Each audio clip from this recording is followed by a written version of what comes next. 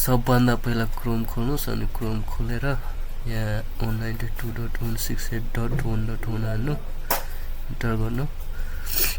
enter हानेपछि यो यसको page यहाँ हेर्न सक्नुहुन्छ यहाँ युजर नेम पासवर्ड हाल्नु युजर नेम चाहिँ युजर अनि पासवर्ड चाहिँ युजरै हुन्छ नि कन्फर्म गर्नुहोस् यति भएपछि यहाँ यसको भित्र छिर्नुहुन्छ राउटर भित्र अनि यहाँ छिरिसकेपछि यस्तो पेज आउँछ अनि नेटवर्कमा जानु नेटवर्कमा थिच्नु नेटवर्कमा गएपछि यहाँ ल्यान 1 2 3 4 भन्ने चाहिँ यसलाई यहीँबाट इनेबल डिसेबल गर्न मिल्छ टिक हटाइदियो भने यो डिसेबल हुन्छ ल्यान काम गर्दैन पोर्ट के अनि सबमिट हान्दिएपछि यो इनेबल डिसेबल हुन्छ कि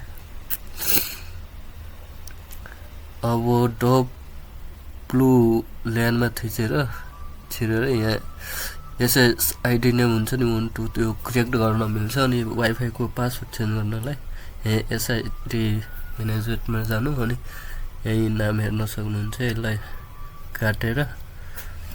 नयाँ लेखेर सबमिट हान्दिनु अनि पासवर्ड चेन्ज गर्नलाई यहाँ सिक्युरिटीमा जानु अनि सिक्युरिटीमा गएपछि यो पासवर्ड यहाँ छ यसलाई काटेर